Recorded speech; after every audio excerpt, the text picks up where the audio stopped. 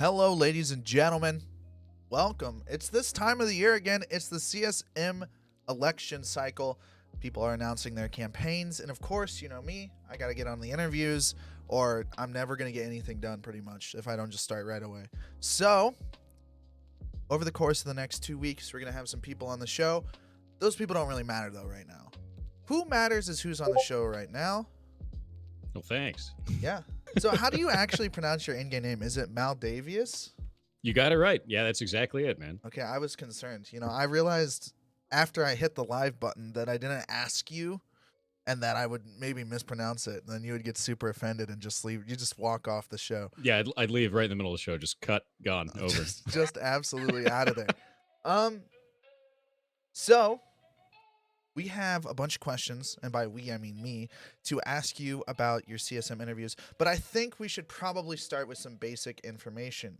So, you started playing on your CSM tune in 2007. From 2016 to 2018, you were in and out of Goonwaff.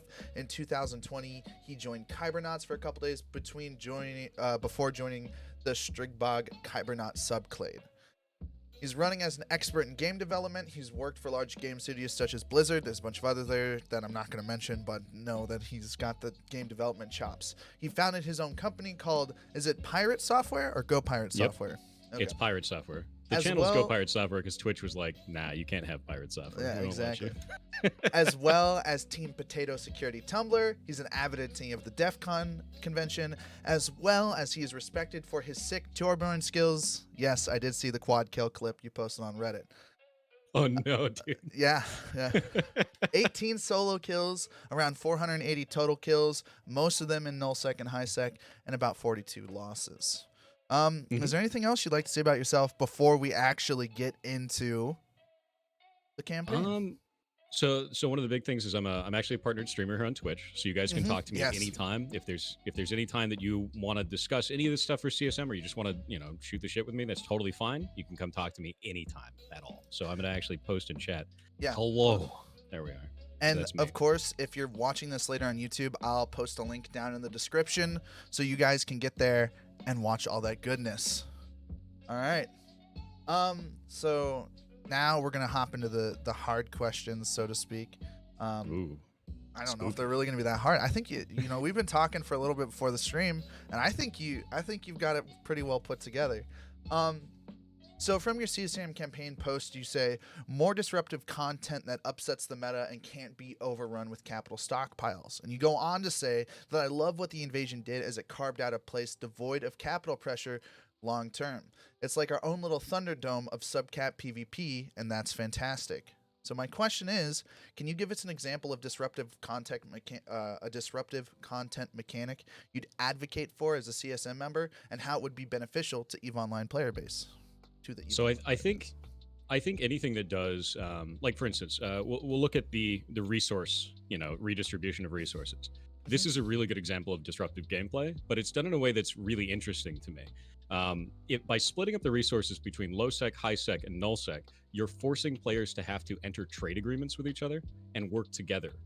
What I want to get away from silos in different areas of space. If you just have people sitting in nullsec crabbing all day doing nothing and not able to or not needing to interact with anybody else outside of that, that's not fun. Eventually it's going to lead to attrition. Those people are going to leave the game. It's actually bad for the game overall. I don't like that. So anything that can cause those different groups to work together, is really, really important, or force them to move around. Another really good example of that is the ESS system. By making it so that those payments are reduced each time they sit in that sim or in that system and just crab forever, they're forced to move around. They're forced to try different things, and then that drives conflict and makes players interact with each other, and that makes the game better. And you build new relationships with other players. Like any MMO, you need players interacting with each other to keep that MMO healthy. And that's really what I want. I want that kind of stuff. That's the disruptive gameplay that I'm talking about, is breaking those silos. Okay, absolutely. That's good. Um, so you gave us some examples just to double check here. You were talking about ESSs as an idea, the redistribution that's going on. Do you have any new mechanics in mind that you might advocate Oh, for? geez. So for specific new mechanics, I know this is gonna be kind of weird. It's a very small one, but removal of the removal of warp core stabilizers. I know this is like kind of a hot button issue. People talk about this kind of a thing, but I think that anything that reduces the amount of PvP gameplay that's out there, anything that makes the game safer for no like real drawback reason, I I want I want that gone. So like if you just take a really tiny thing, not an overarching thing for the entire game, but it has vast implications, right? That changes PvP across the entire game. It makes it so that different ships will, react differently. You can actually jump on certain people, and you won't have to worry about like, oh man, do they have warp core stabilizers? Do I have to use a Caldari scram with 3 points just because I think this guy might have warp core stabs? Things like that can change the game in very, very vast ways, and I think that's a good example of that. I'd get rid of them. I'd keep the roll bonuses to be sure about that, like DSTs. Keep the roll bonus on that. That's really unique. It makes the ship very interesting, but adding 5 warp core stabs to something, is that really interesting? Not really. It's just sort of annoying. Yeah. There's no stacking penalty either. Yep. Like most No, things. no, not at all. Mhm. If you don't need to, if you don't need to target something, it doesn't really matter. It is Ganji. Um, so from also your CSM campaign, you say more permanent cosmetics for being part of the grand story of Eve. And you go on to say that you can show others and say, I was there. This doesn't replace your personal story. It adds to it in a way that is relevant to other players across New Eden. Can you give us an instance of non-PvE or a lore-driven event where people could get skins? Inside of Eve, you mean? Yes. So like outside of like the things that we see where it's kind of like set up fights or PvE events or something like that, what events do you think it would be cool to give people skins for?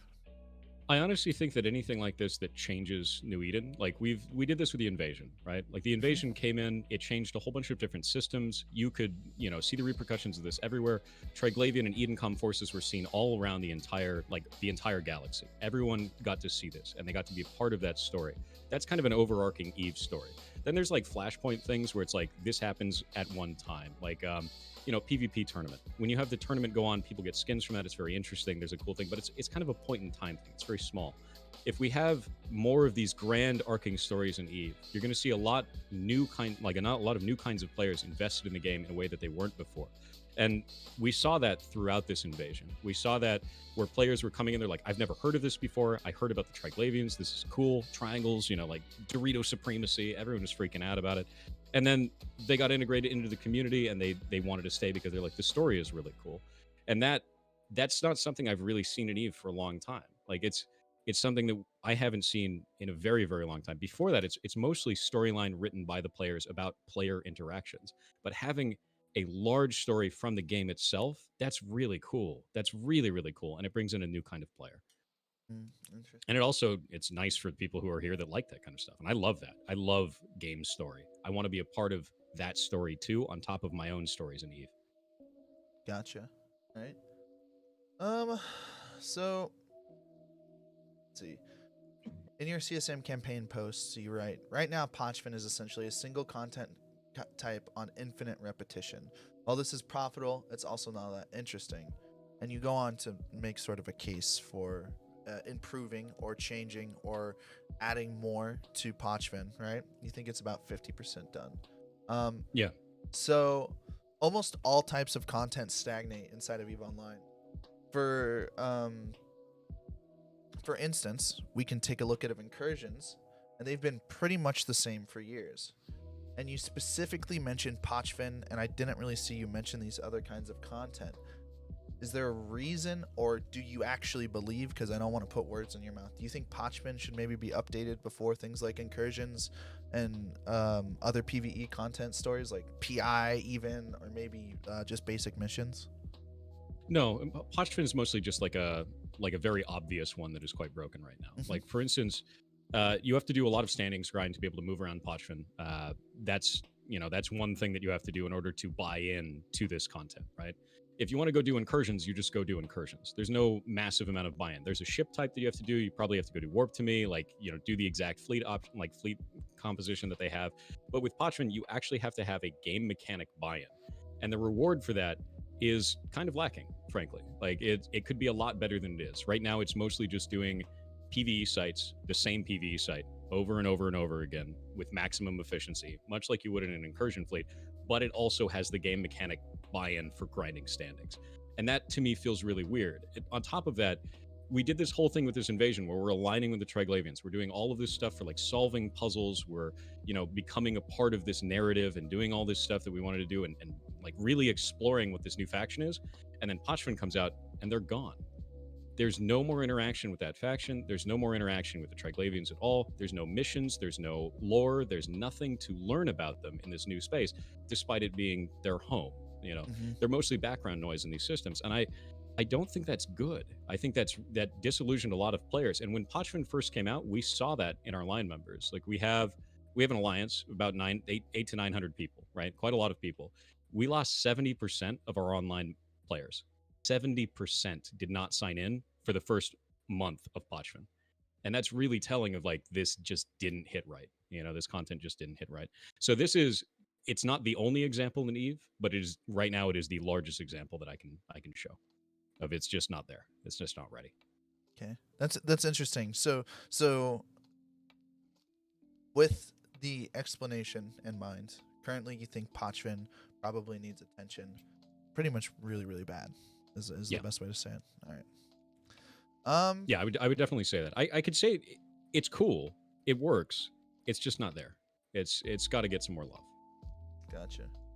Um, yeah, we also saw this with shattered wormholes. People were big into them, and then they kind of just left them. Um, Yep. so, from your CSM campaign, you also go on to say, not in the same paragraph or post, breadcrumb missions to introduce Edencom and Triglavian content to players. The invasion did a great job of bringing new players and giving them a lot of new experiences. Now that it's over, many pilots have no idea that they can join these factions. And you go on to say this needs to be introduced at a time where players can make a decision confidently and understand the risks and rewards of their choice. Most Yes. people believe that invasions are over now. To the bulk of the populace, invasion was a thing. It happens. We're over. It's done now. And Yep. they have had barely any mention in the last 3 to 6 months of EVE Online news cycles. Can you tell me how you'd advocate for these new missions against the swath of other potential missions and mechanics that could be implemented? So, say I'm a CSM member. How are you going to advocate to me that these missions get introduced instead of all of these other mechanics that you might be arguing against that mission designers are going to have to look at? Since this was a heavily like storyline driven event, right? Like all of this was about, changing the universe and very storyline driven for Triglavian and Edencom and the building up of these forces and the conflict between them. I think it would make sense to have an epic arc. If we had an arc for this story so that it still has relevance into the future of Eve, that would be really interesting. Give players the option to learn about these factions, join a side of the faction still, even though that content's gone. And that means that all of the work that CCP put into this, in building Pochfin and having the Edencom forces and all this, it doesn't go to waste. Because if you have a system like this that is hidden somewhere in the game that had this great storyline driven stuff with it, and then you don't do anything with that or you don't breadcrumb into it, it's lost. Players won't know about it. It'll just stagnate, it'll go away, and no one will care. And I feel like that would be a really big shame. Not just because of, oh man, it's a shame because I'm a Triglavian, alliance leader. It's a shame because there's a lot of developers that put a lot of heart and love into this thing. And it's just not going to be seen. It's going to disappear. And I don't think that's good. I don't think that's good for the game. And I don't think that's good for like the CCP devs who worked on it, frankly. All right.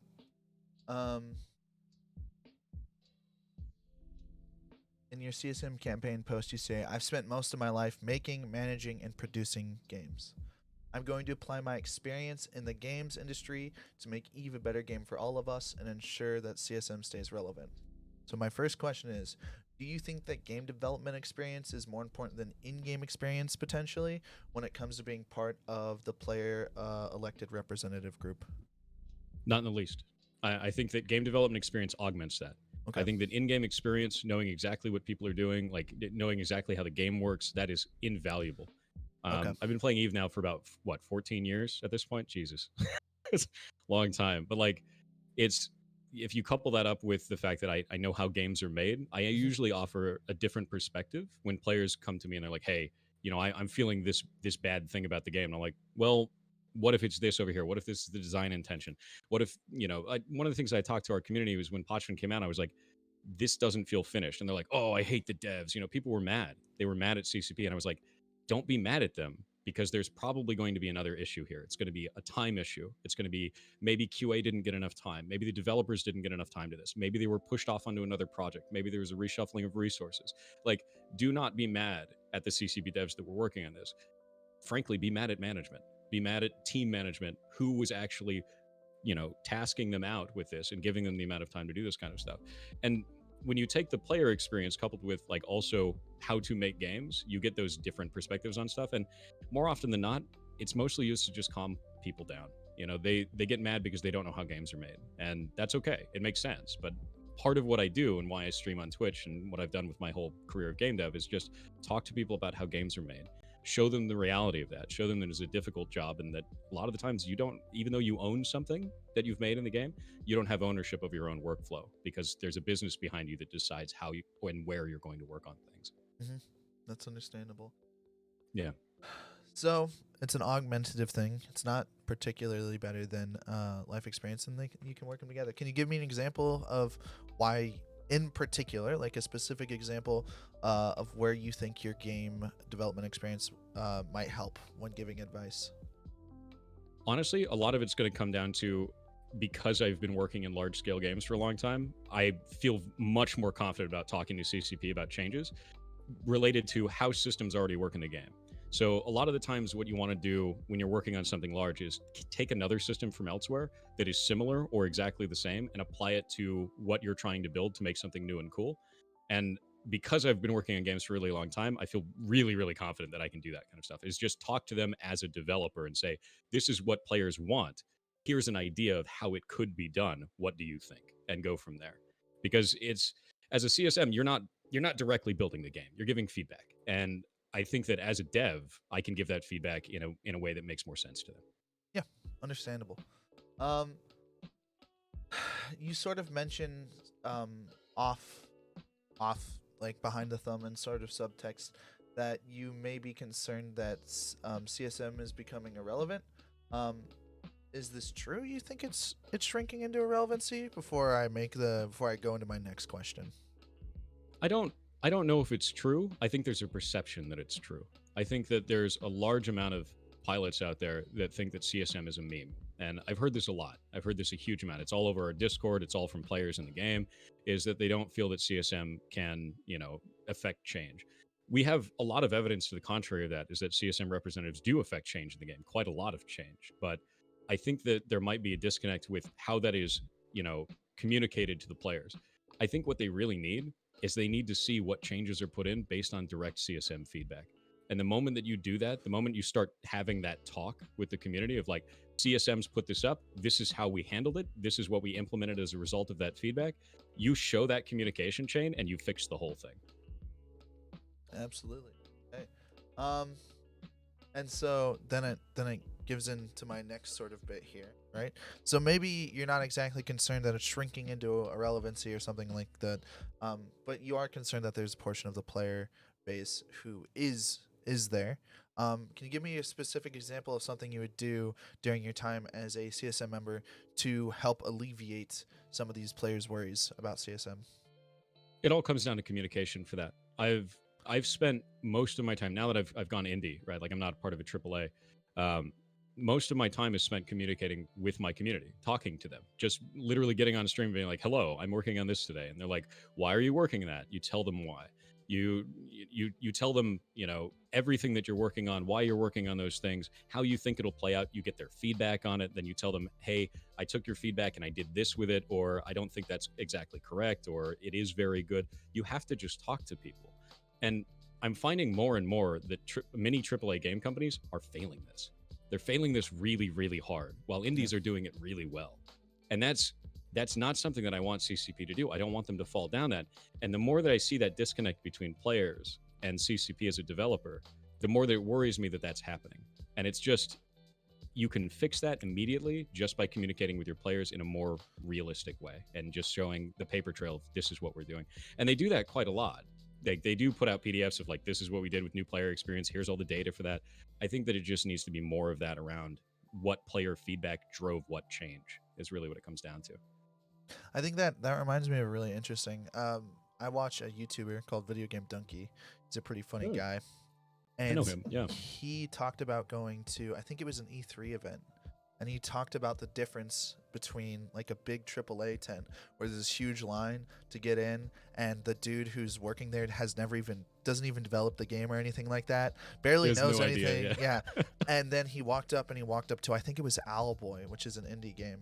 And he walked up. I know them. And, great devs too. And he got to play the game and talk with them, and he walked away with a much stronger experience. So it sounds very much like what you're talking about, and I think that's a valuable insight, at least to me.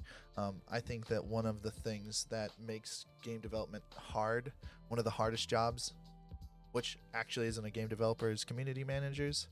They handle there are a bunch of roles kind of wrapped up into one, realistically. I mean, it's funny you say that a community manager isn't a game developer. That game doesn't get developed without its community. That's true. Always This is true. This is true. But I mean, talking about someone who sits down and codes and is spending hours in the technical bits of it is really what I'm trying to get across here.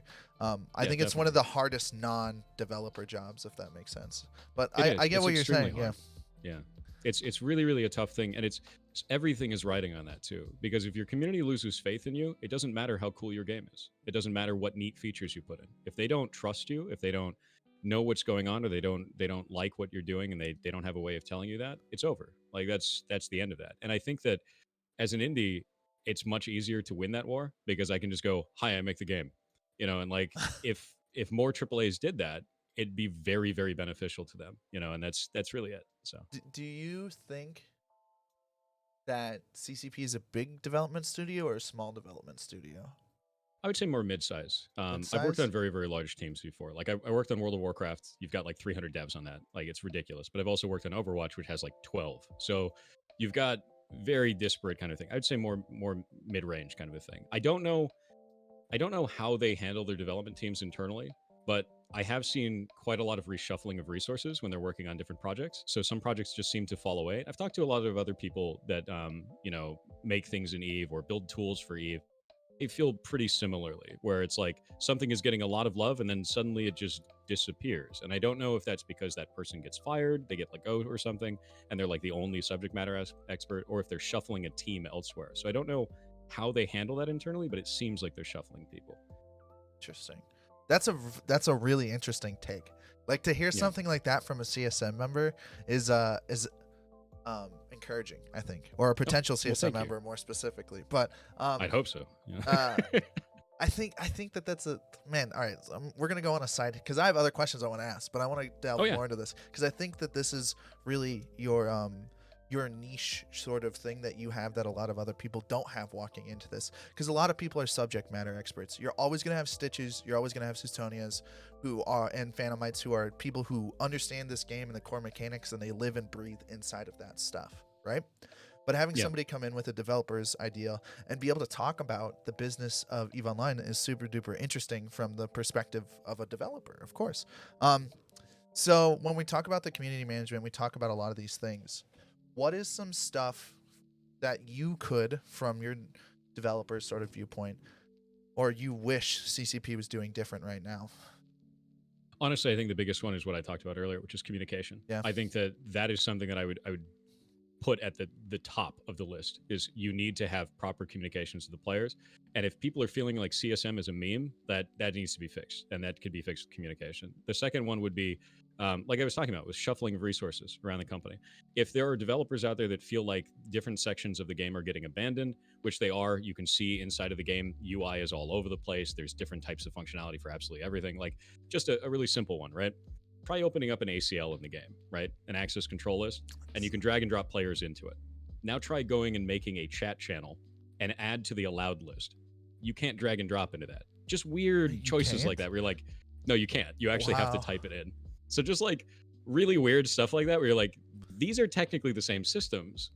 Why are they developed differently? And that to me screams there are people that were on a project, they got moved off the project, they got shuffled into something else. If they have more like projects as ownership inside of there, which I don't know if they do or not, this is what it appears like from the outside. Remember, it's a black Yeah. box. If I feel like a lot of those problems would go away. And I feel like there'd be a lot less weird tech debt like this, where it's just like, why is this system and this system different, even though they should be the same? Yeah. You know.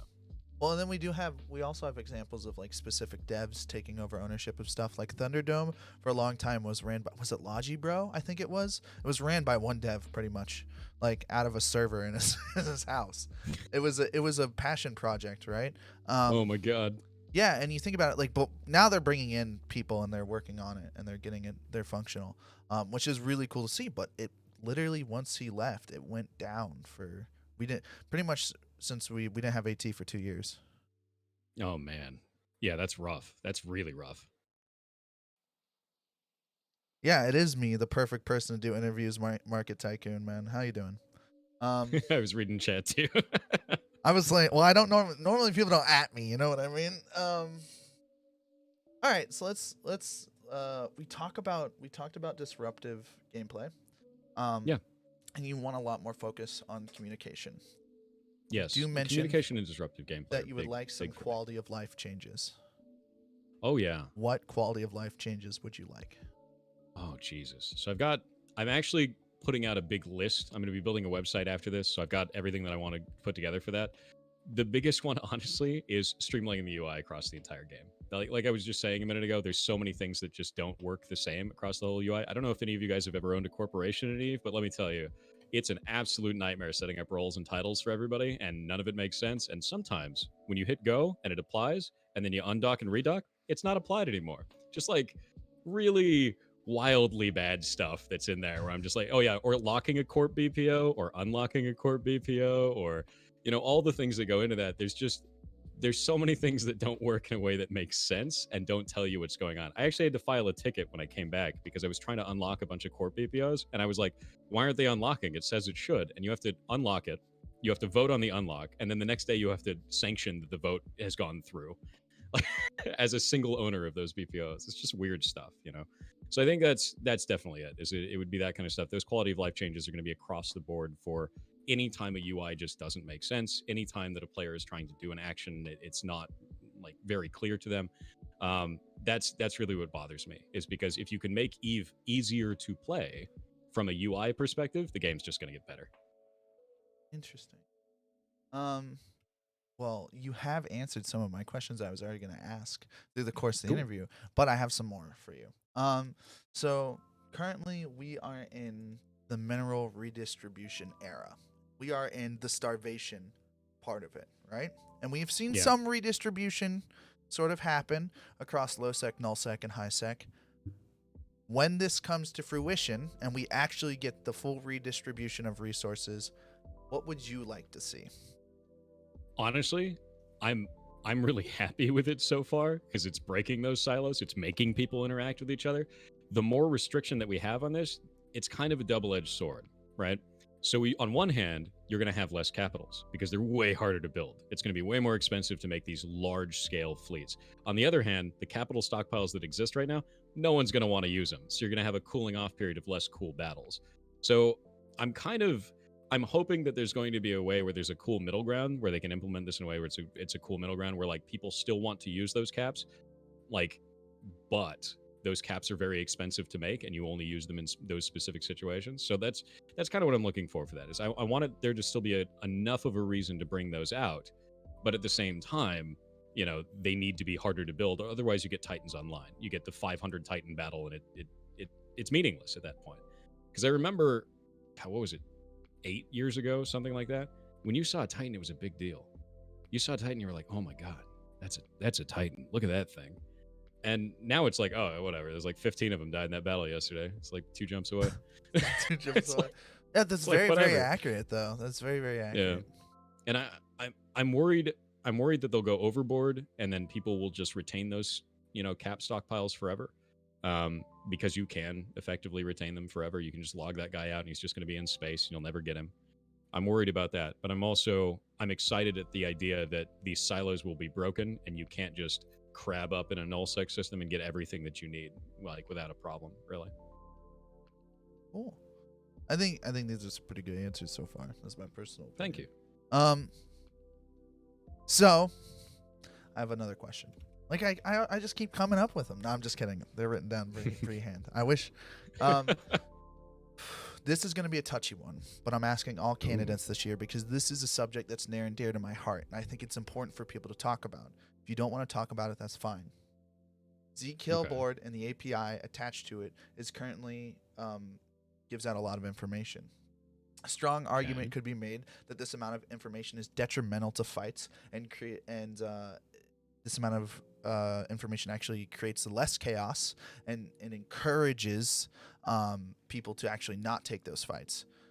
So, would you be for or against changes to the kill board that might slow the information stream to the API in particular parts of like kill mails and stuff like that? Or might even hide certain kinds of information, like maybe it only shows items that drop, but it'll still give you full value for the kill mail or something like that. Something along these lines, so that we can implement some of that chaos and we can implement maybe not misinformation, but less information on the kill mails. So when you say less information, do you have a specific thing that you would want to remove from kill mails or delay? Because that is a really important piece. That changes my entire perspective on it. I think I'm willing to say that the kill board being delayed by even 48 hours would cause more content to happen. Here's a problem.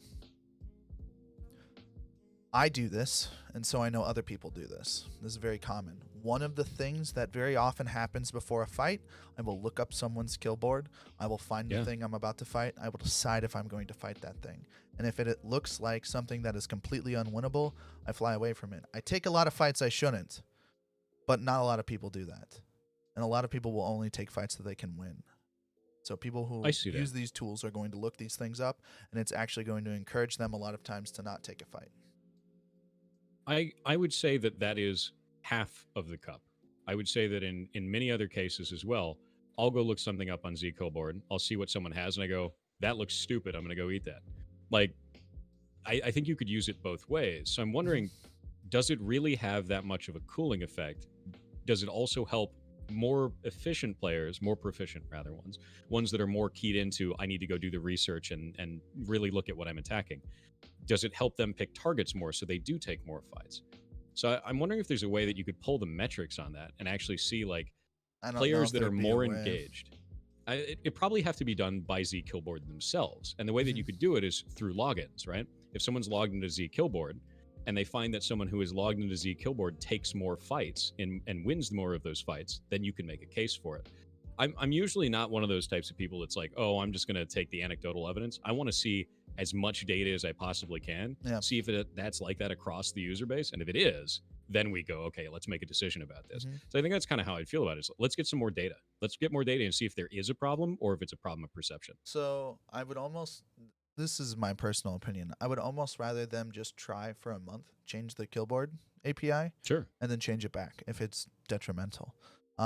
It seems like that's easier to do than gathering this information because Zkill board would have to do it. I'm gonna be honest, I don't think Squiz is gonna do that. He might. Have you chatted him before? I don't think Squiz likes me. So no, I haven't chatted with him. You got some beef, dude. Well, to be fair,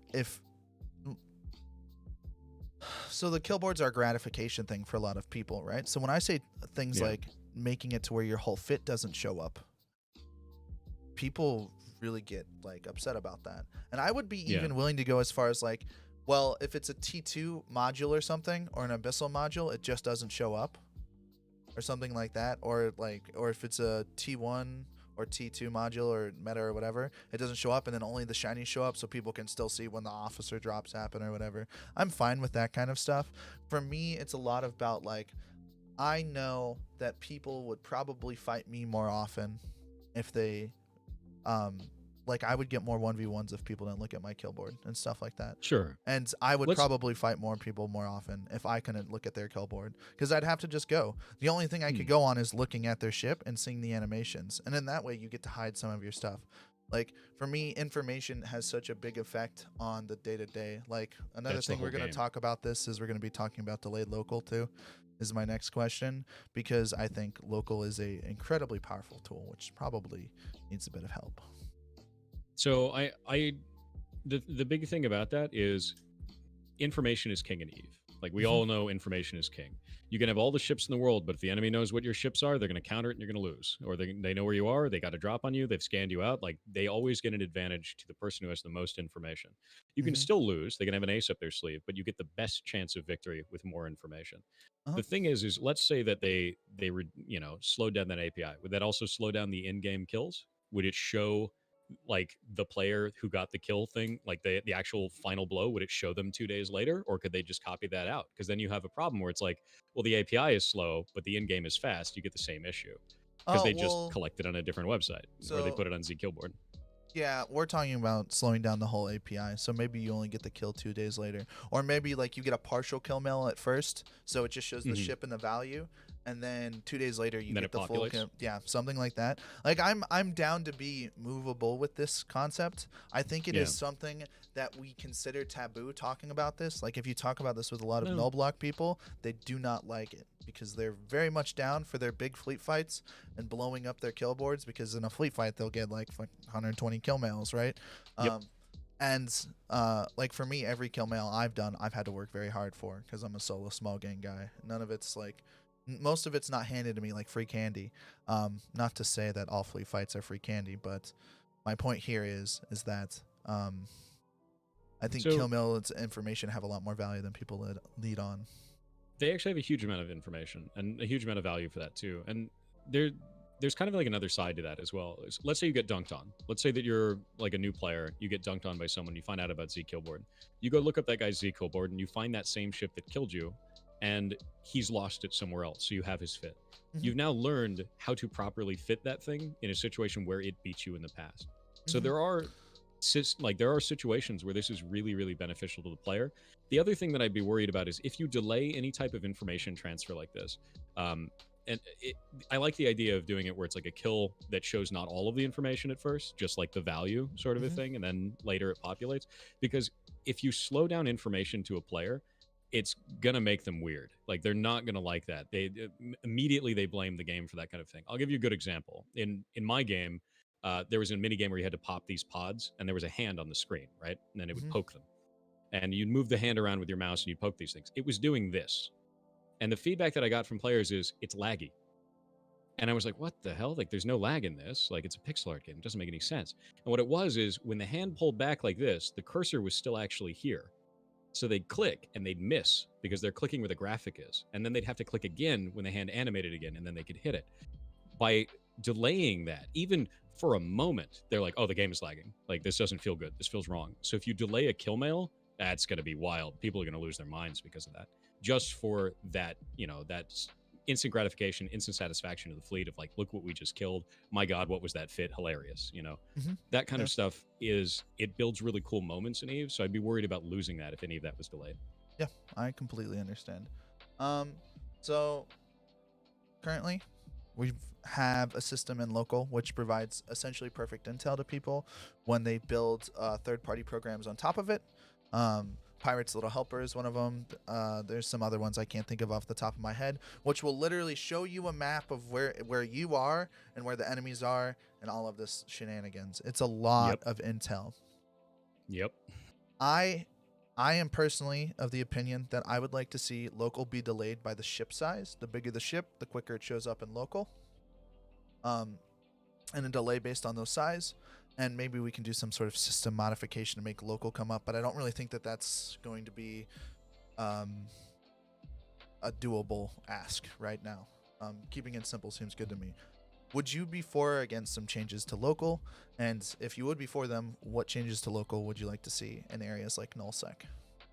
I'd be absolutely for local being changed. I I cannot stress enough how bad it feels leaving Pochven and going back into an area with like 50 people in local. It stresses me the hell out. Like, I'm just like, oh my god, there's a million people in this system. Like, I dive back into my wormhole space. But like, to be honest with you, I think that local is heavily abused by third-party programs. Like, it's really, really easy to track everybody. It's really easy to put a bot in a system to just reads local and finds out like who's moving where, and keeping that on like one big gigantic board to see all that kind of stuff. We don't have that in Pochven, because in Pochven there is no local. It's just like wormhole space. I would love to have either a delayed local kind of a situation the farther you get away from high sec, or removing of local in general. I don't like local. I don't think it's good. I think it's bad for gameplay, and I think it gets rid of a really cool part of the game, which is you snuck into this system. They don't have enough people looking for you, and they don't know that you're coming. And that's such a cool part of Eve, is like they should have better intel systems than literally putting a bot in the system that just reads local. Because I don't think that's good. I've never thought that was good. I've talked about people about a project that you can make right now. You could make a website for you and your friends if you got spies in all the null blocks, and you could literally hook it into a map of EVE Online and watch people move around EVE Online, and you could gather a lot of information and pretty much be relatively safe almost all the time. Except from the alliances in the area, of course, of wherever you're at. But it's actually kind of disturbing how much intel is done in sort of these systems. To be fair, they took time to set up and people had to think about it and stuff like that. But they remove one. They kind of help bots, and they also help lazy players in a way that's pretty unhealthy. Because to me, one of the biggest issues with EVE Online are people who sit and like EVE Online to me should be a game that's active enough that you need to be paying attention all the time. Yeah. Otherwise, are you really playing the game? And I'm not talking about tabbing out for a minute or whatever to do something or write like a quick message to someone. I'm talking about people who like watch TV shows while they play, and I've done this. Like, I know how lazy you can be and play EVE Online and still get content, still make money. I would like people to have to actively be looking. But I don't also, at the same time I say this, I don't also think people should have to descan every 3 seconds, though it would probably be a good habit to get into. Descan is your heartbeat, you know? Once it stops, so do you. Pretty much. That's the whole point. But yeah, no, I do like the idea, like, keep local in high sec. Obviously, it's high sec. That's if you want to tie it into like a game lore kind of a thing too, is you've got Concord. Concord's monitoring everything in those systems. It makes sense that they would know that you're in that system.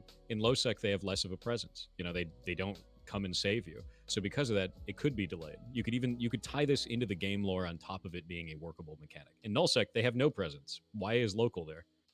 Should that even be there? Like, it doesn't make sense, you know? Well, it also doesn't make sense, like, why when I land on grid with someone to shoot them when they're killing the pirates target me. It doesn't make any sense lore-wise, but I don't think CCP is gonna change that. But yeah, you see what I'm saying though, is like if you really want to tie it into the game world, you can say it's Concord monitoring people. Concord is crazy, by the way. You have to kill them. Destroy Concord. The Triglavians are here. Burn Highsec. You know. But it could totally tie into that. It really could. And I think that it would make more sense to not have local in nullsec, because who's monitoring that? Who's sending that information? There's no in-game group that's doing it. It's owned by a null block, you know. Yep, I think I can kind of agree. I'm not sure. Like I said, I don't ever think we should remove highsec local necessarily. No. And I don't know about low sec if it really needs it, because low sec doesn't really. Low sec's a dangerous place because you can pretty much anybody can come in there and smack you around. The intel networks aren't nearly as strong because there's so many smaller groups in low sec than there are in big groups like high sec, because you might have like Snuff's really strong in Black Rise or something like that, and that's fine, but you can move through Black Rise without them spotting you right away and being on an intel network. And to be fair, to some level you can kind of do that with the way currently intel's set up, but you're going to get reported pretty quickly, much quicker than you would in low sec. I think most people would agree. No, I could definitely see that. And that's the thing, is like, I wouldn't have a problem leaving local in low sec or making local delayed in low sec. Yeah, the idea to me is, yeah, either one I would be okay with. But to be honest with you, high sec should always have local. It should always be there because there's a couple of benefits to that for a player of an MMO. One, you see all the people that are around you. You see that the game is thriving. You know that it is not an empty space. You can talk to those other people. You can message those other people. It's a social experience to have local be there. So high sec makes sense to have that. There's no reason to remove that in high sec. In the rest of the game, all bets are off. I feel like that should be changed completely in null sec and low sec maybe. You know. Yeah. Yeah. All right. So we have come to the end of my list of questions. Finally. Posting my face in chat. It's just emotes for my channel. Sorry. No, you're fine. You're absolutely great. Oh, it's so good. So then, now I'm gonna open up the floor. If there's anything you'd like to talk about, or advocate for, or engage with, right now is the time to do it. Because after this, we're gonna take viewer questions. I think the biggest thing is if you are out there and there's something in Eve that has bothered you, tell me. You can contact me here on Twitch. That's not usually the best way because like I have, it's only when my stream is active, but I'm going to put my Discord in chat real quick for you guys because I want you to come talk to me about the things that bother you about this game. Part of being, running for CSM, or if I get on the CSM, which would be cool, I'm here to fix things. I want CCP to know what your feedback is. That is the entire point of this. And if I can be a conduit for that kind of, the issues that you guys have, that's it. That's the whole thing. So please come talk to me. Tell me the things that you don't like, even if it's just like, I hate this part of Eve. Why? Because I'm not good at it. That's fine. Like, it doesn't matter. So tell me the stuff that bothers you. Even if it's like super small and you think it's not that big of a deal, it might be something that's super small and not that big of a deal to you, or you don't think like your idea is really that much of a, a thing that people should care about, but it could be a problem for tens of thousands of other players and you don't even realize it. So bring it to me. Tell me everything. Absolutely. All right. So now, guys, we're gonna open up the floor to Twitch chat. We've been pretty much ignoring you the entire time, and I'm sorry. I know you guys don't like being ignored, but now's the time for you to get some interactivity out of this. Ask your questions. Whatever you want. He'll answer them. I'll try to shut up the entire time. I can't guarantee it though, because I like talking. The smallest voice could be the one that changes it. Totally true. Like one of the things that I've known a long time, being a game dev is there's a couple of things is all feedback matters. Not all feedback is correct. So if you can collect a whole lot of feedback from a whole lot of different players, some of those are going to be wrong. Some of them will be damaging to the rest of the game because they just don't have the perspective of, the larger systems or what plays at it. But it's still valuable because if you can find out that a person is having a bad time in a certain area, even if you can't fix the thing that they want you to fix, they're like, oh, it should be this way, blah. That might be the wrong idea, but there could be a way to fix it for that player in a different way. So giving feedback is super important. I'm always about that. What do you think about Wingspan TT's idea of reducing cap stockpiles by making cap subject to maintenance costs? Interesting. So cap subject to maintenance costs would be kind of interesting. Caps having fuel costs would be kind of interesting. Caps having any kind of detriment whatsoever would be pretty interesting. I would want to explore that, but I'd also want to see what that would look like before saying yes or no to it. Because like you'd have to sit down and be like, okay, what does it cost to maintain a capital stockpile? What does it cost to build a capital? Because if you're going to say that there's a maintenance cost, you probably have to reduce the building cost. And then from there, you have to go, okay, we can hold these for 3 months, like have these set up for 3 months, or we could go fight something, get more resources, and then be able to maintain them better. So that does start to drive conflict there. And I think that's a cool idea. But yeah, I'd want to explore that. That's pretty neat. I think that's a cool idea. Lucky Strike says ECM should reduce max targets to 1. That way you can still target high priority targets instead and will be strong in big fleets without being oppressive to small gang solo. Well, I mean, ECM technically does reduce your target to 1. You can just target the guy who's ECMing you. so that is the thing, I don't know if it should reduce targets to 1 because, to be honest with you, most large fleet engagements are your FC says target this man, shoot this man. So ECM would then be completely ineffective. It would not be useful. I'd be interested, like, what is the big issue with ECM then? Is it just that it removes so much counterplay from you? Is it that you don't feel like you can do anything on the field? Because I can feel that. I do see that. It'd be interesting to have something that is a counter to ECM somewhere in the game, maybe some kind of a module that allows you to get out of it for a certain amount of time or, things like that. Some kind of PvP trinket that lets you pop out of ECM for one cycle. Things like that are kind of interesting to me. Why do I need to use 500 plex, aka another alt, to use the jump function of a jump freighter? There's no other ship in the game that I know of that requires an alt to use a fundamental function. That is really weird, actually. That's That a is I've never really even thought about that before. That's bizarre. that's going on my list. That's really strange. I'm opening this up right now. Yeah, that's super weird. I don't like that. Uh Pixo asks, would you prefer to keep the gate standings at 3.0 in Pochfin, or would you like to see them lower the bar? I think we talked about this. We didn't actually talk Off-stream. about it, but it is on my my list. I'd like the gates in Pochfin fundamentally changed. There's this kind of ties into the other problems with Pochfin. Is Pochfin has some serious issues with like just Triglavian presence. We did so much with them throughout the invasion, and it was very, very cool to do that kind of stuff throughout the invasion and like become part of this faction and do all this kind of stuff. They're just gone now. They're background noise in a system that like you never see them. And if you do, you're kind of like, oh look, their AI is broken and they're shooting each other again. Neat. Like that's that's not that interesting. So I would like the gates changed in Pochfin. One of the ways that I put up as a a potential for it to happen is if the gates are open, but if you go through it and you don't have the proper amount of standings, they send diamond rats to kill you. And the higher the standings requirement, the stronger the diamond rats, and it could escalate.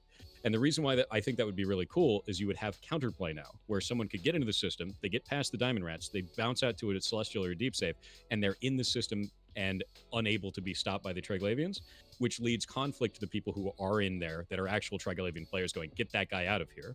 It also allows us to have the gate camping mechanic back, which we had throughout the invasion, which is let's sit on a gate, reinforce the Triglavian NPCs, and catch people trying to come into this space. That's quite cool. People really enjoyed that because they got to be part of the Triglavian faction, do that kind of stuff. And the last thing it does is if someone enters with a filament or enters through a wormhole, they've backdoored into the system. Trigs, like the Trigs don't know you're there. So because of that, they could enter in that way and then not be attacked by the Triglavians. So you offer a counterplay option to it. There's literally no counterplay to I went to the gate and it said no. That sucks. I don't think that's good at all. I think it's really, really bad. And on top of it, because Triglavian units do not actually defend those gates in any meaningful way, drifters and drones and all this other kind of stuff land on it. So you land on that gate not knowing, try to use it, it says no, and then a drifter shoots you and you die. No one is going to enjoy that. It's never going to be fun. So I want the gates to be open, but I want there to be, aggressive rats on the gate that can stop you and are actually a threat. It also allows people who don't have Triglavian standing to come into the space with a formidable fleet, actually pose a threat, and the Triglavian players that are really aligned there can then go and fight them and push them out, which is something that we have been doing. But to be real with you, EdenCon players don't really exist anymore. There's no way for them to come attack us at all because the gates don't let them through. So what have we made like this really cool wormhole PvP crab empire area? Yeah, that's not fun. Like I want there to be a conflict driver there that makes sense. And I think opening the gates does that if they're open in the right way and have actual mechanics behind it. Eve Intun asks, what do you personally think is the number one reason why new player retention is terrible and outdated broken missions, high set ganking, bad game expectations? What do you think the reason is? I don't actually think that new player retention is terrible in Eve. I know that this is really weird because a lot of people talk about this. It's a really common thread. Eve used to have a new player retention of about 0.2 to 0.8%. I've done a lot of research on this. That's really awful. Now it's closer to about 10%. If you look at other MMOs that are actually out there in the world, most of them have between 10 and 25%. Do you know how many new players tried Eve Online last year? No, I don't actually. CCP came out and tweeted it was like 1.3 million. That's new players, or is that new accounts?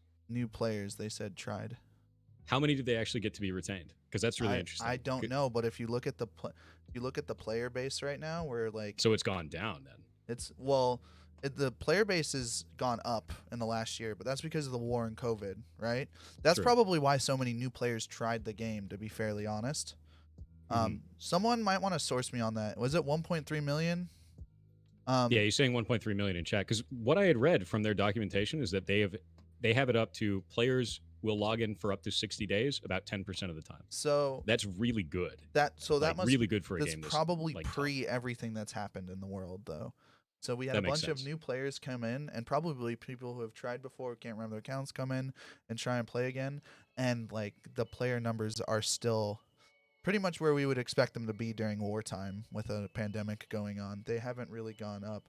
And I'm personally concerned that when the war ends and COVID restrictions lighten, we're going to see a lot of these guys go.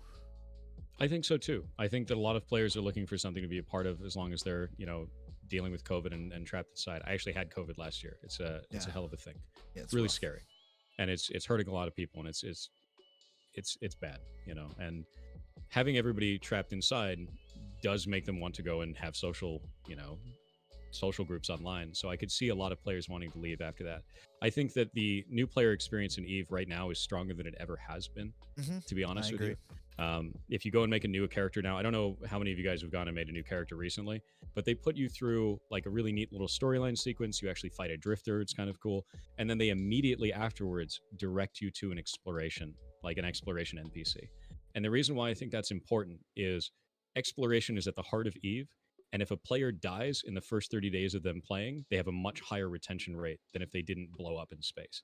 And that's weird, but that's true. That's from all of the metrics that they have, that is true across the board, is that players will be retained better if they blew up in space. And I think that sending them down that path of like, hey, go into a wormhole, that's a very, very good thing for a new player. So I think that they're doing a good job on this, iterating on this. And I think it's stronger than it ever has been, frankly.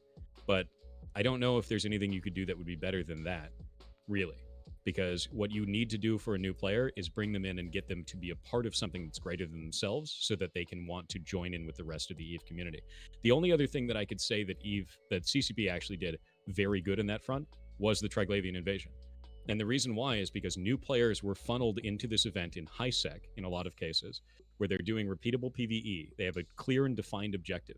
They join into these very large fleets of people that are bitter vets, people that are low sec pilots, people that are null sec pilots. Some of them could just be like FCs that have been playing the game for like 15 years. And they joined with those people and they got to talk with them. They got to interact with them. They got to learn more about the game. They got to expand their idea of what Eve could be, and they stayed. A big, big part of our alliance was built off of those people. And many of them are still here. Like, grand majority of them are still here because they engaged in that really cool new player content. So more of these types of events will help that number. And I think that outside of that, the new player experience right now is very strong just for that small area. They need these types of events to bring in more, though. They really do. Cool. Um. So let me take a look. I saw another question up here. An injector and a rorqual.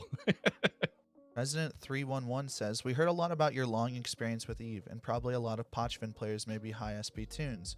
What is your experience working with lower SP players and creating content opportunities for them, and what strategies do you employ to ensure that they better stay in Eve after the first month or two? So the biggest problem that we have with Pochvin for that kind of thing, for like lower end SP players, you need a cloak to effectively play in Pochvin.